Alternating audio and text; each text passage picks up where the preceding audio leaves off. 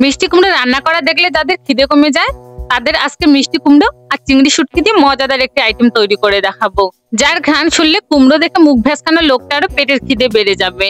পুরো ভিডিওটি দেখে নেওয়ার অনুরোধ রইল। সো আর কথা না বাড়িয়ে চলুন তাহলে দেখে নেওয়া যাক পুরো ভিডিওটি। মিষ্টি কুমড়ো আর চিংড়ির এই মজাদার আইটেমটা তৈরি করার জন্য আমি কিন্তু এখানে একটি বড় সাইজের মিষ্টি কুমড়ো নিয়ে এসেছি। আর এই মিষ্টি কুমড়ো গুলোকে ভালোভাবে সিলে এরকম ছোট টুকরো করে কেটে নিয়ে এসেছি। আর এর সাথে নিয়ে এসেছি ছোট সাইজের চিংড়ি শুটকি।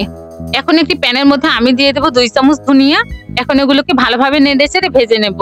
এই তরকারির মধ্যে কিন্তু ধনিয়া গুঁড়ো ইউজ না করলে তরকারির যে আসল টেস্টটা সেই টেস্টটা কিন্তু আসবে না কোনোভাবেই। কিন্তু এই তরকারিটা রান্নার সময় কিন্তু ধনিয়া গুঁড়োটাকে স্কিপ করা যাবে না। ভেজে নেওয়া হয়ে গেলে এগুলোকে নামিয়ে ঠান্ডা করে এরপর মিক্সিতে দিয়ে গুঁড়ো করে নেব। এখন এই একই প্যানের মধ্যে আমি দিয়ে দেবো চিংড়ি শুটকি। এখন এই চিংড়ি শুটকিগুলোকে ভালোভাবে নেড়ে চেড়ে ভেজে নেব। শুটকিটা রান্নার সময় অবশ্যই ভেজে নেওয়ার ট্রাই করবেন।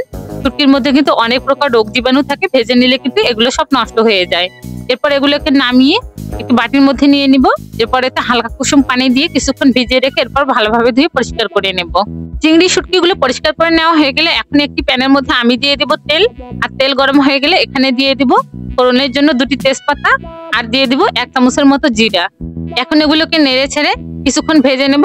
যখন ফোড়নের ফ্লেভারটা পুরো তেলের মধ্যে ছড়িয়ে যাবে ঠিক ওই পর্যায়ে এখানে দিয়ে দেবো 1 কাপের মতো পেঁয়াজ কুচি।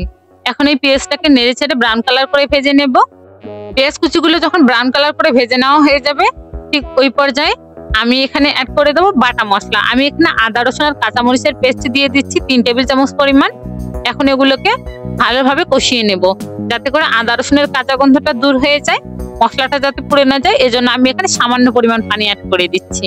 এগুলোকে নেড়ে চেড়ে ভালোভাবে কষিয়ে নেওয়া হয়ে গেলে এখন এখানে হলুদ গুঁড়ো দিয়ে দিব 1.5 টিস্পুন, শুকনো লঙ্কার গুঁড়ো দিয়ে দিব 1 টিস্পুন, গরম মশলার গুঁড়ো দিয়ে দিব 1 টিস্পুন, ভেজে নেওয়া ধনিয়ার গুঁড়ো দিয়ে দিব 1 টিস্পুন। এরপর এখানে দিয়ে দেবো স্বাদ মতো লবণ। এখন এই সমস্ত উপকরণগুলোকে ভালোভাবে কষিয়ে নেব। মশলাগুলো যখন সুন্দরভাবে কষানো হয়ে যাবে আর মশলা থেকে তেল ছাড়তে শুরু করবে তখন কিন্তু মশলাটা পারফেক্ট ভাবে কষানো হয়ে যাবে। ঠিক ওই পর্যায়ে এখানে প্রথমে চিংড়ি শুটকিগুলোকে দিয়ে দিব। এরপর এগুলোকে মশলার সাথে ভালো করে কিছুক্ষণ কষিয়ে নেব। চিংড়ির এই শুটকিগুলোকে আমি কিন্তু 3 থেকে 4 মিনিট ধরে ভালোভাবে কষিয়ে নিয়েছি। আর সুন্দরভাবে কষানো হয়ে গেলে এখানে ধুয়ে পরিষ্কার করে রাখা মিষ্টি কুমড়োগুলোকে দিয়ে দিব। মিষ্টি কুমড়োগুলো দিয়ে দেওয়া হয়ে গেলে এগুলোকে মশলার সাথে একটু সময় নিয়ে ভালোভাবে কষিয়ে নেব। মিষ্টি কুমড়োর এই তরকারিটা কিন্তু চিংড়ি শুটকি দিয়ে রান্না করলে অনেক বেশি টেস্টি হয়ে থাকে। আর অন্য যে কোনো শুটকি দিয়ে রান্না করলে এই তরকারিটা খেতে কিন্তু ততটাও ভালো লাগে না। আর এই তরকারিটা রান্নার সময় অবশ্যই আপনাকে ধনিয়া গুঁড়ো অ্যাড করতে হবে, তা না হলে কিন্তু এই তরকারিটার আসল টেস্ট আপনি পাবেন না।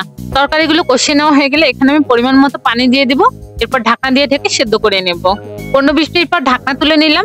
ঢাকনা তুলে নেওয়ার পর আমি এগুলোকে ভালো করে নেড়ে চেড়ে একটু কষিয়ে নেব। আমি কিন্তু এগুলোকে হালকা হাতে একটু কষিয়ে নিচ্ছি। আমি এই কুমড়োগুলোকে একটু গোটা গোটা রাখতে যাচ্ছি। কুমড়োগুলো কষিয়ে নেওয়া হয়ে গেলে এখানে 1 চামচের মতো ধনিয়া গুঁড়ো ছড়িয়ে দিয়ে হালকা হাতে এগুলোকে মিশিয়ে নামিয়ে নেব।